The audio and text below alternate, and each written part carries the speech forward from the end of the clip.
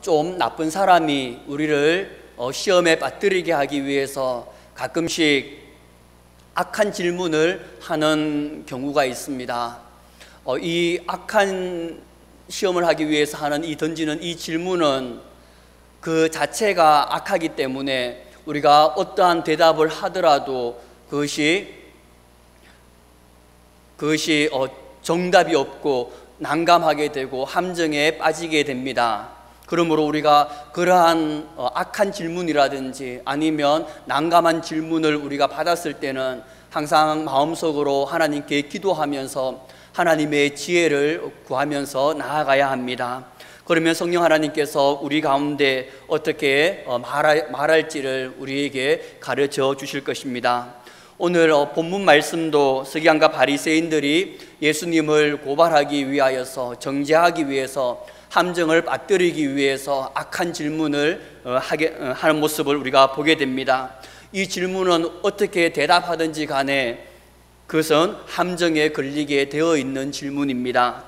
4절 이하를 보면 서기관과 바리새인들이 간음하다가 현장에서 잡힌 여자를 데리고 옵니다. 데리고 와서 모세는 율법에서 이 여자를 돌로 쳐서 죽여라라고 그렇게 말을 했는데 선생님은 어떻게 말하시겠습니까? 라고 그렇게 예수님을 시험합니다.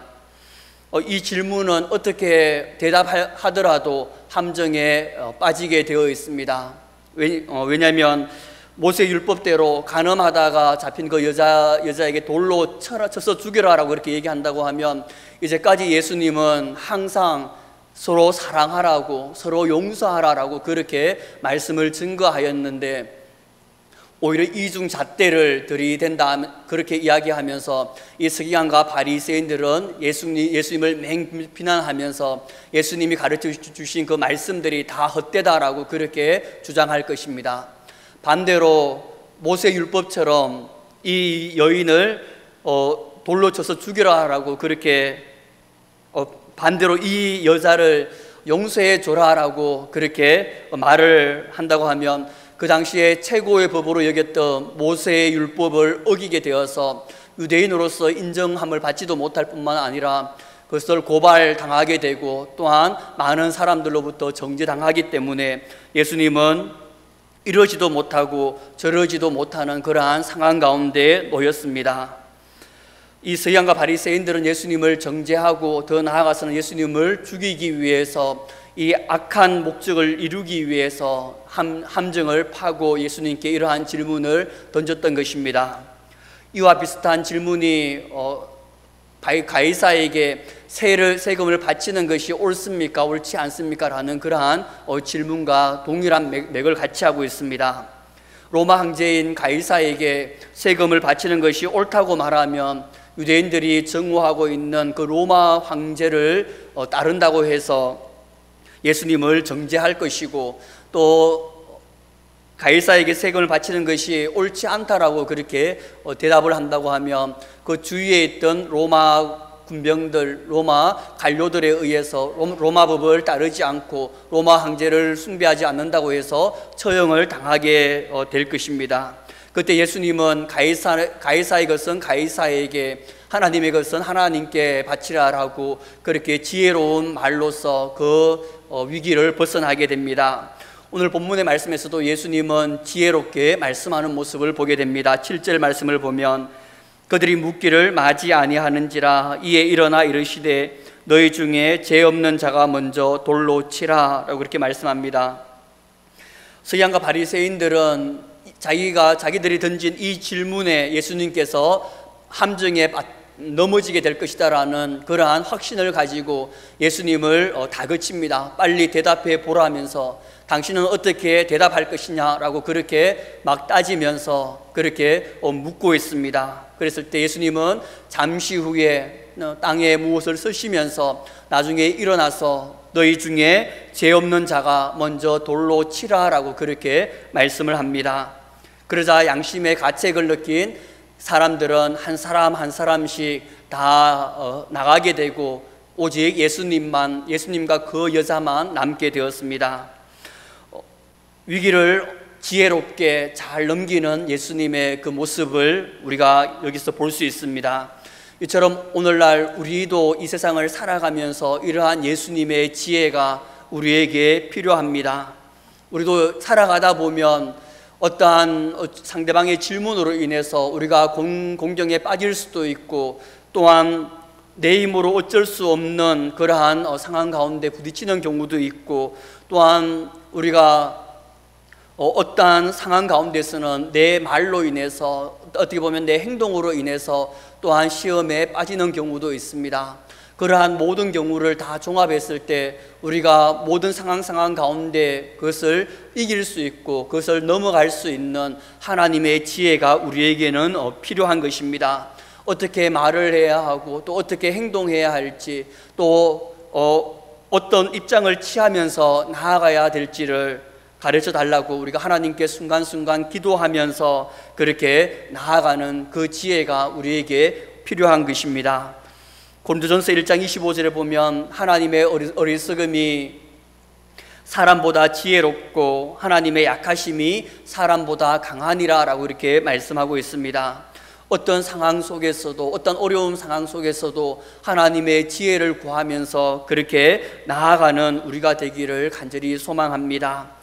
예수님은 늘 깨어 있어서 하나님 아버지와 늘 동행하였을 뿐만이 아니라 성령 하나님과 늘 함께 하셨습니다. 그렇기 때문에 어떠한 위기 상황 가운데서도 그 지혜롭게 잘 헤쳐나갈 수가 있었습니다. 동일하게 우리도 우리의 힘으로 무엇을 어떻게 하려고 하기 이전에 먼저 하나님께 기도하면서 나아가는 삶, 먼저 하나님께 지혜를 구하면서 성령 하나님과 동행하면서 그렇게 나아가는 우리의 삶이 되기를 주님의 이름으로 축복합니다. 두 번째로 우리에게 필요한 것은 하나님의 사랑과 용서라고 말할 수 있습니다. 7절에서 예수님께서는 너희 중에서 죄 없는 자가 먼저 돌로 치라라고 그렇게 말씀하니, 9절에 보면 양심의 가책을 느낀 그 사람들이 한 사람 한 사람씩 다 나갔다라고 그렇게 말씀하고 있습니다. 악한 자들까지도 자신의 양심의 가책을 느끼니까 자신이 죄인인 줄을 깨달았던 것입니다. 그러므로 우리가 여기서 알 수 있는 것은 우리 모두가 다 죄인이다라는 것입니다.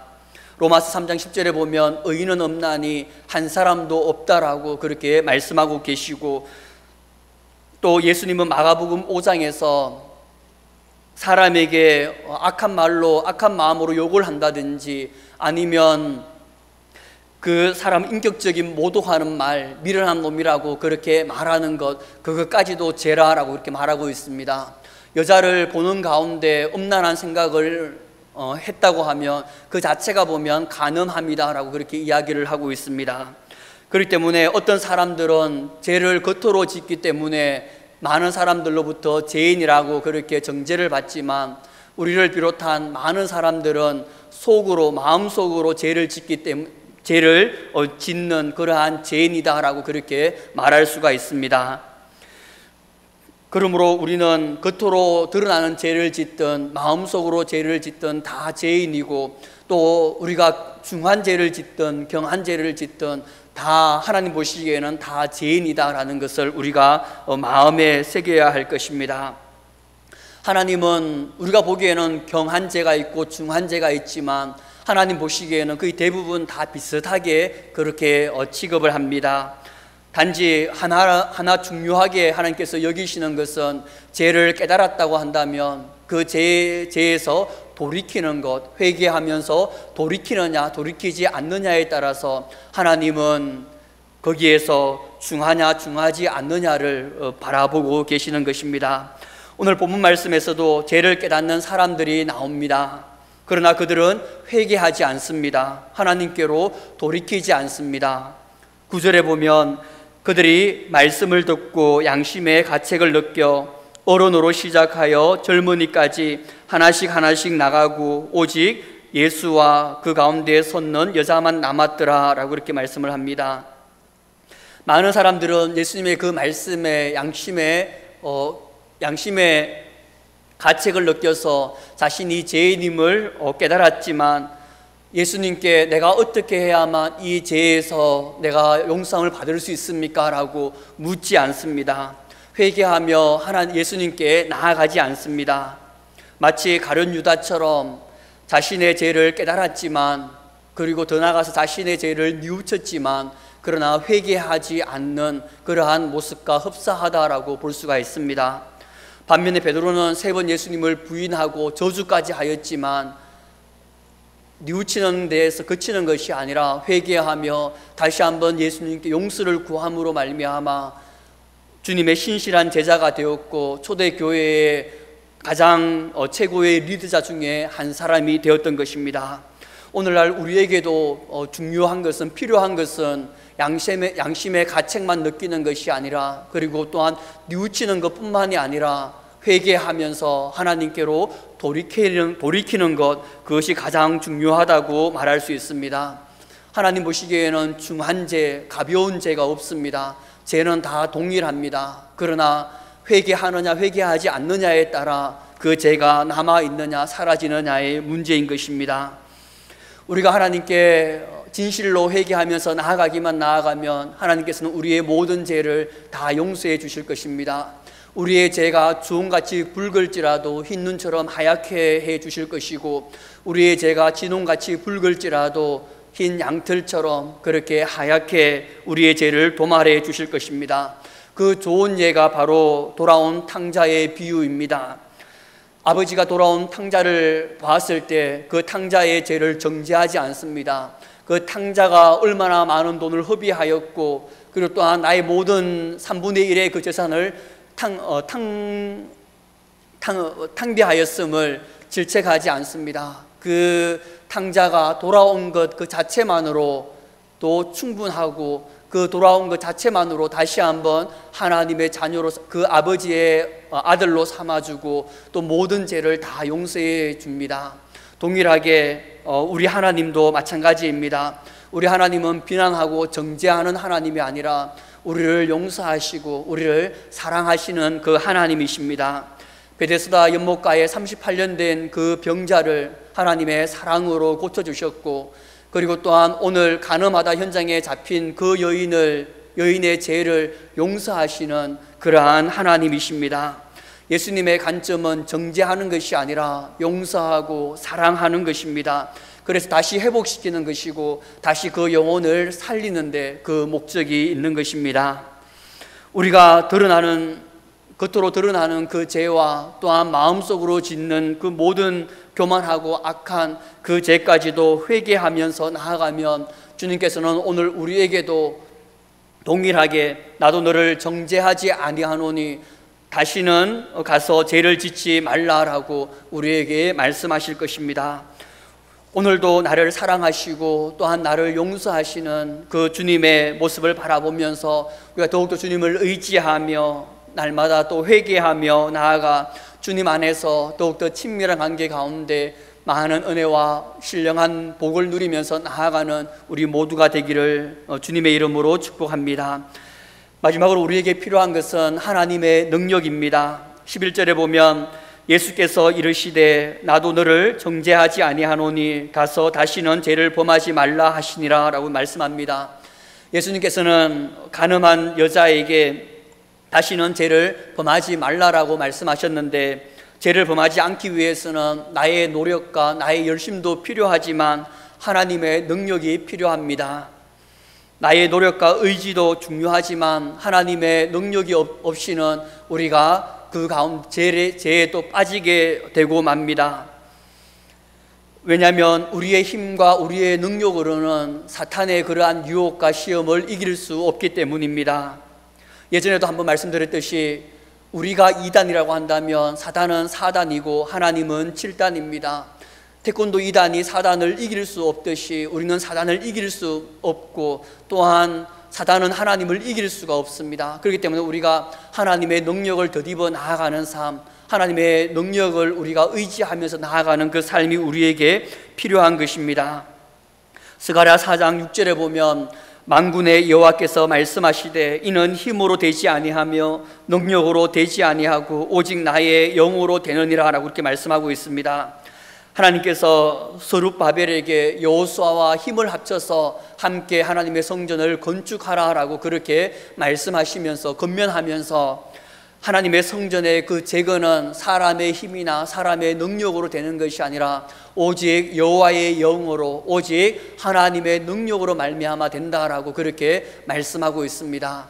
동일하게 우리가 죄를 멀리하고 죄를 이기는 것도 우리의 힘과 우리의 능력으로 되는 것이 아니라 오직 하나님의 영으로, 오직 하나님의 능력으로 가능한 것입니다. 그렇기 때문에 예수님은 그것을 알기 때문에 12절에 이렇게 말씀합니다. 예수께서 또 말씀하여 이르시되 나는 세상의 빛이니 나를 따르는 자는 어두움에 다니지 아니하고 생명의 빛을 얻으리라 라고 말씀합니다. 예수님은 세상의 빛이기 때문에 예수님을 따르라라고 그렇게 말씀하고 있습니다.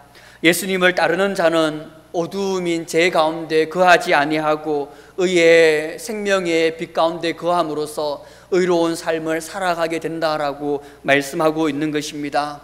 그렇기 때문에 우리가 죄를 짓지 않기 위해서는, 죄를 멀리하기 위해서는 항상 예수님을 가까이 해야 되고 또한 예수님의 그 말씀대로 따라 나아가는 그러한 삶을 살아가야 되는 것입니다.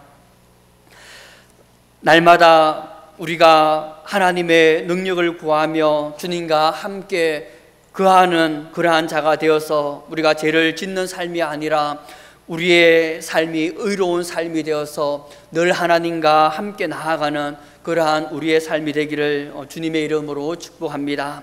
말씀을 맺겠습니다. 사단은 오늘날도 끊임없이 우리를 유혹하고 미혹합니다. 사람들을 통해서 아니면 주위의 환경들을 통해서 우리가 죄를 짓도록 우리를 유혹하고 우리를 넘어뜨리려고 합니다. 이것을 이기기 위해서는 하나님의 지혜가 필요하고 하나님의 능력이 필요합니다. 우리가 하나님의 지혜와 능력을 덧입어 나아감으로써 사탄의 모든 그러한 유혹에서 승리하길 원하고 또한 우리가 혹 넘어지더라도 우리의 죄를 회개하면서 날마다 용서를 구하면서 나아감으로써 하나님의 은혜를 덧입는 자가 되길 원하고 또한 죄를 짓는 자가 있다고 한다면 그 사람을 정죄하고 비판하는 것이 아니라 그 사람을 용서하고 그 사람을 사랑하면서 나아감으로써 우리도 이 세상의 작은 예수가 되어서 그 예수님의 그 뜻대로 나아가는 우리의 삶이 되기를 주님의 이름으로 축복합니다. 하나의 예화만 들고 말씀을 마치겠습니다. 폴란드 출신의 피아니스트인 파데레프스키라는 그러한 사람이 있었습니다. 미국의 이 사람은 폴란드에서 아주 가장 유명한 피아니스트이고 전 세계적으로도 아주 유명한 피아니스트입니다. 그런데 마침 미국에 있는 큰 콘서트 홀에서 연주를 시작하려고 할 때 거기에 한 아주머니가 한눈을 파는 사이에 9살 된 꼬마 아이가 그 무대 위에 올라가서 그 무대에 있는 피아노를 서투르게 막 치었습니다. 그랬을 때 많은 사람들이 그 아이의 모습을 보면서 당장에 내려오라라고 그렇게 야단을 치고 그리고 또한 저 아이의 부모가 누구냐라고 그렇게 정죄하고 비판하고 그렇게 했습니다. 그랬을 때 무대 뒤에 있던 이 파데레프스키가 급하게 무대 안으로 나와서 그 아이가 치고 있는 피아노에 앉아서 함께 연주를 하면서 그 아이에게 이렇게 이야기하였습니다. 멈추지 마라, 그만두지 마라 말고 계속해 아이야 라고 그렇게 이야기했다고 합니다. 세상은 우리의 잘못과 우리의 어떠한 연약한 부분들, 우리의 실수를 정죄하고 판단하고 비판하면서 우리를 그렇게 몰아붙이지만 그러나 우리는 그리스도인은 이 세상 속에서도 주님의 사랑과 주님의 용서함과 주님의 긍휼을 베풀면서 그렇게 나아가서 이 세상 가운데 빛과 소금의 역할을 감당하면서 나아가야 됩니다. 그것이 오늘날 우리에게 주신 하나의 사명입니다. 주님의 그 사랑과 긍휼함으로 이 세상 가운데 빛과 소금의 역할을 감당하면서 나아감으로써 이 악하고 음란한 세대 가운데 주님의 그 사랑을 회복시켜 나가며 하나님의 나라를 온전히 세워나가는 우리 모두가 되기를 주님의 이름으로 축복합니다. 기도드리겠습니다. 살아계신 아버지 감사드립니다. 하나님, 우리가 이 세상 가운데서 살아가다 보면 많은 사람들이, 또한 주위의 많은 환경들이 우리를 넘어뜨리고 우리를 제 가운데 사로잡아오는 것들을 바라보게 됩니다. 하나님, 그것들을 이기기 위해서는 하나님의 지혜가 필요하고 하나님의 능력이 필요합니다. 우리가 날마다 회개하며 하나님의 지혜와 하나님의 능력을 구하며 나아가게 해주셔서 우리가 이 세상 가운데 하나님 빛과 소금의 역할을 감당하며 주님의 사랑과 주님의 은혜를 흘러보냄으로 말미암아 하나님 나라를 온전히 회복시켜 나아가는 우리 한 사람 한 사람 될 수 있도록 은혜를 다하여 주시옵소서. 무엇보다도 우리를 향한 주님의 십자가의 사랑을 깨달아 그 사랑을 전하며 우리도 주님의 그 빛 가운데로 나아가는 그의 생명을 누리며 생명을 흘러보내는 우리 한 사람 한 사람 될 수 있도록 은혜를 다하여 주시옵소서. 그렇게 함께 하실 주님께 감사와 찬양 드리오며 이 모든 말씀 살아계신 예수님의 이름으로 기도드립니다. 아멘.